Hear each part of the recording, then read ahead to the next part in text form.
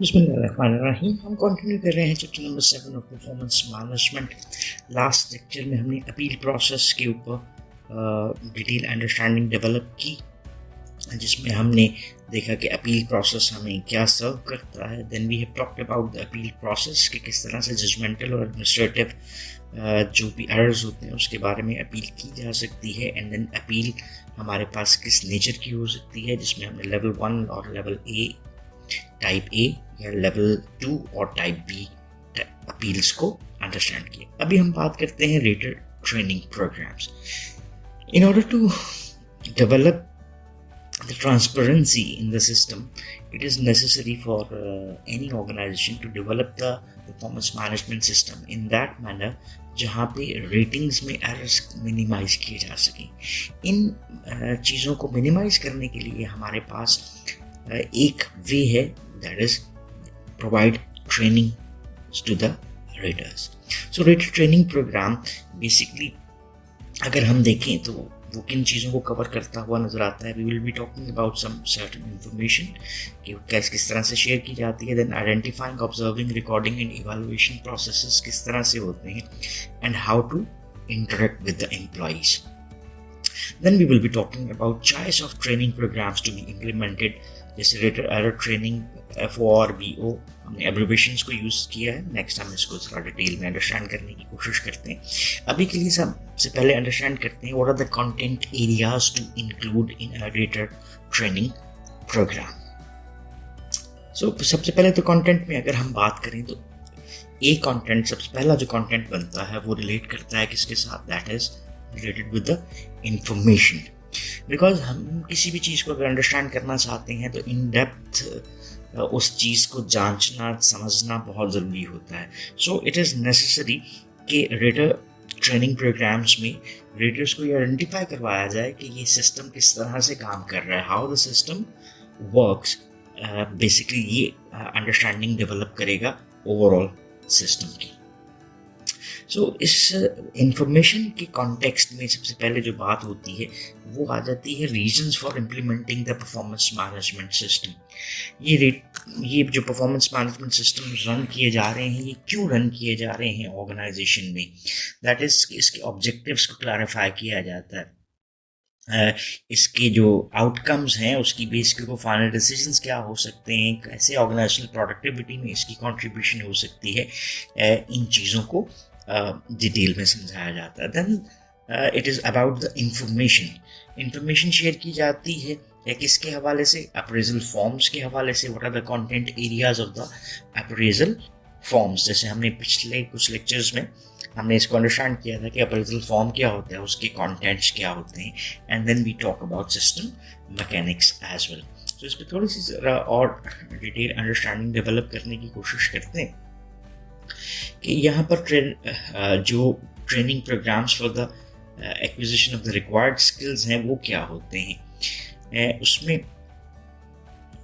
एक चीज़ जो इम्पोर्टेंट है उसको रिवाइज मैं इसलिए कहूँगा कि it is detailed earlier in the previous chapter as well, कि जब हम इंफॉर्मेशन की शेयरिंग की बात कर रहे हैं तो उसमें reasons for implementing the performance management system, इसकी क्लैरिफिकेशन की जाती है। Information on the appraisal form and system mechanics, इसको डिटेल में बताया जाता है। Then how to identify and rank job activities, कि जब हम इस अप्रेजल प्रोसेस को रन कर रहे होते हैं तो हमने रिजल्ट्स को, की परफॉर्मेंस एरियाज़ को बिहेवियरल एस्पेक्ट में किस तरह से आइडेंटिफाई करना है, उसकी रैंकिंग्स क्या हो सकती हैं। फिर observe, record and measure performance कैसे होगा, रेटिंग एरर्स को कैसे मिनिमाइज किया जा सकता है, अप्रेजल इंटरव्यू के प्रिंसिपल्स क्या हो सकते हैं, and how to conduct that, and then how to train and console and coach the raters. ये चीज़ें इसमें शामिल हो सकती हैं। तो ये तो हमारे पास आ गया इंफॉर्मेशन की कॉन्टेक्स्ट में। नेक्स्ट जो हमारे पास एरिया है that is about identifying, observing, recording and evaluating performance. जैसे अभी हमने पहले भी बात की, how to identify and rank job activities. जिस तरह से किसी भी इंडिविजुअल के लिए जॉब डिस्क्रिप्शन इम्पॉर्टेंट होता है जिसको उसने करना होता है It can basically includes the tasks, roles and responsibilities.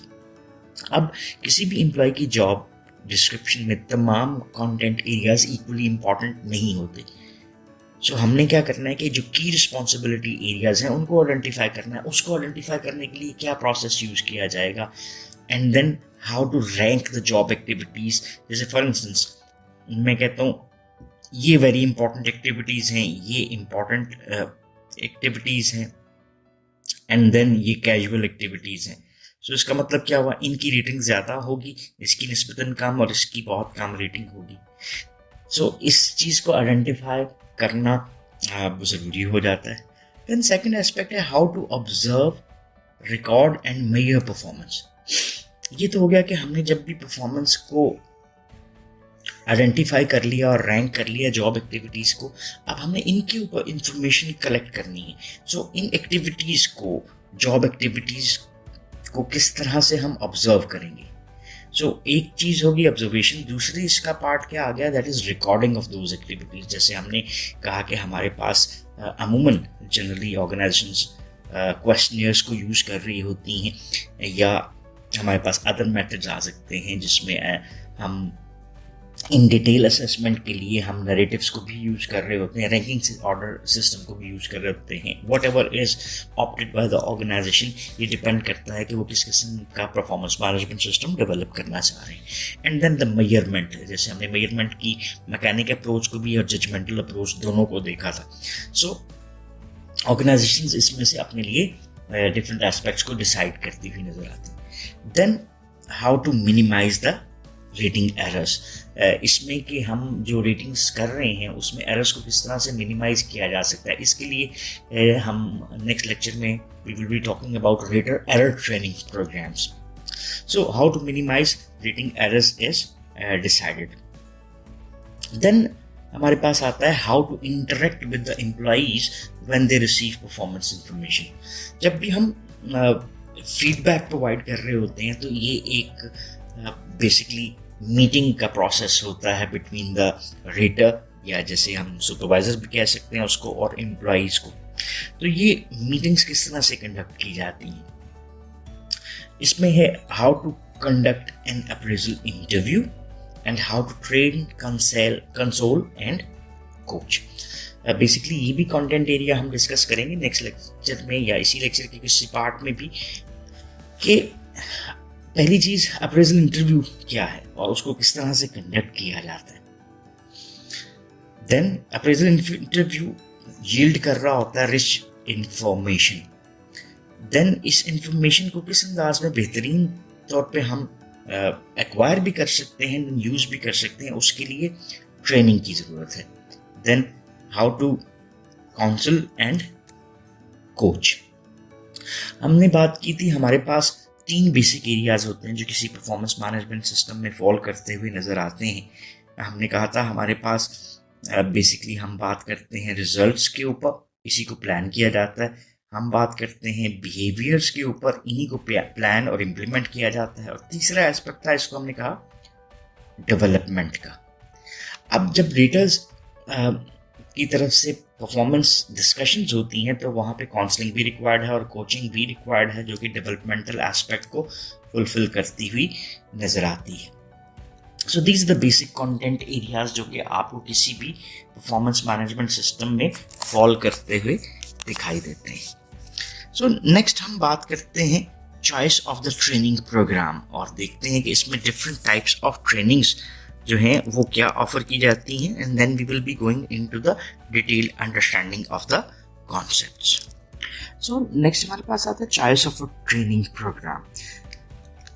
In order to provide training to the leaders, there are 4 different types of choices that an organization has. First type हमारे पास बनती है that is termed as rater error training.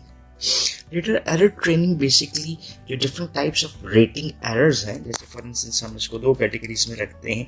कुछ वो जो कि हम जानबूझ के कर रहे होते हैं as a rater, जैसे किसी को हमने प्रोवाइड कर दी inflated ratings या किसी को deflated ratings प्रोवाइड कर दी. So there we will be talking about different types of errors जो कि किससे रिलेट करते हैं, intention of the rater. and then we will be talking about certain those kind of errors जो कि intentional होते हैं.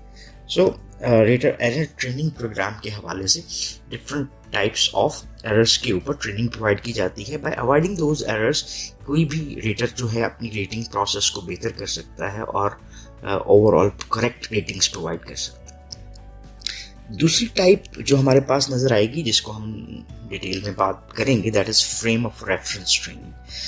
किसी भी रेटर के लिए एक बुनियादी ज़रूरत होती है रेटिंग्स प्रोवाइड करने के लिए वो, और एक्यूरेट रेटिंग्स के लिए वो है इंफॉर्मेशन. और अगर एक रेटर किसी भी जॉब रिलेटेड इंफॉर्मेशन को उस तरह से नहीं समझता तो उस इंडिविजुअल के लिए उस जॉब से रिलेटेड रेटिंग्स को प्रोवाइड करना ज़्यादा डिफिकल्ट हो सकता है. So frame of reference training is more related with the overall understanding of the job. For instance हम कहते हैं जीडी क्या है, JS जॉब स्पेसिफिकेशंस क्या हैं, देन डिमांड्स जो जेडी के हवाले से हैं वो क्या बनती हैं, then we understand the context in which a job is performed, so that by understanding all these एक ज़्यादा बेहतर अंदाज में एक इंडिविजुअल रेटर ट्रेनिंग की बात कर रहा हूँ, रेटिंग्स प्रोवाइड कर सकता है. थर्ड एस्पेक्ट जो है इनका वो है behavioural observation training, how to observe the behaviour. जैसे हमने बात की थी कि हमारे पास रिजल्ट अप्रोच आती है, हमारे पास बिहेवियर अप्रोच आती है. व्हेनेवर बिहेवियर्स आर ऑब्जर्व्ड तो उसको इट्स नॉट ओनली कि हमने उसको कैसे ऑब्जर्व करना है, so this is one part, लेकिन उसको किस अंदाज में हमने एब्जॉर्ब करना है, फ्रेम ऑफ रेफरेंस में समझना है, देन उसको किस तरह से हमने मेमोराइज मींस हमने रिकॉर्ड करना है. So all these different aspects will facilitate the overall rating और इस सारे प्रोसेस को ज़्यादा क्लियर भी बनाती है. So behavioural observation training with certain frame of references एक इंडिविजुअल को ट्रेन करता है कि वो किस तरह से ऑब्जर्वेशंस ले सकता है और उसकी रिकॉर्ड कर सकता है एंड देन उसको फर्दर यूटिलाइज कर सकता है in order to form the ratings. And the fourth जो एस्पेक्ट है रेटर एरर ट्रेनिंग प्रोग्राम्स के हवाले से वो है self leadership training. The concept behind self-leadership is कि if individual can guide himself तो उसके लिए इन सारे processes को perform करना बेहतर हो सकता है. So self-leadership guides an individual rater कि वो खुद अपने आप को किस अंदाज में लीड कर सकता है so that he can provide better ratings. So next lecture में we will be talking about different types of trainings और उसकी डिटेल में बात करेंगे. So we conclude our lecture है. इस लेक्चर में बेसिकली हमने जिन एस्पेक्ट्स को देखा वो देखे कंटेंट एरियाज क्या इंक्लूड किए जा सकते हैं रेटेड ट्रेनिंग प्रोग्राम्स में, जिसमें हमने information identifying, observing, recording and evaluating के एस्पेक्ट को देखा, how to interact with the employees के डिफरेंट एस्पेक्ट को देखा और ट्रेनिंग प्रोग्राम्स टू इम्प्लीमेंट की डिफरेंट टाइप्स को भी अंडरस्टैंड किया. इंफॉर्मेशन के हवाले से we have talked about कि what are the reasons of implementation of a PMS is important, appraisal forms और सिस्टम कैसे काम कर रहा है उसके बारे में इंफॉर्मेशन प्रोवाइड की जाती हैं. जो हमारे पास ये एरिया है इसमें फ्रेम ऑफ रेफरेंस ट्रेनिंग्स आपको ज़्यादा नज़र आती हैं. Then identifying, observing, recording and evaluating performance में अगर हम बात करते हैं तो हमारे पास रेटर एरर ट्रेनिंग ज़्यादा नज़र आती हैं जो इन डिफरेंट एस्पेक्ट्स को कवर कर रही होती हैं, जहाँ पे identifying, observing, recording and evaluating performance की बात आ जाती है. एंड देन हमने how to interact with the employees जिसमें सेल्फ लीडरशिप के हवाले से भी डिफरेंट ट्रेनिंग्स आ जाती हैं, फ्रेम ऑफ रेफरेंस ट्रेनिंग भी आ जाती हैं. Or then we have talked about choice of the training programs. So that's all about this lecture. Next lecture में हम inshallah will be talking about different types of rating errors कि हम उसको किस तरह से अपने सिस्टम को बेहतर बनाने के लिए यूज कर सकते हैं.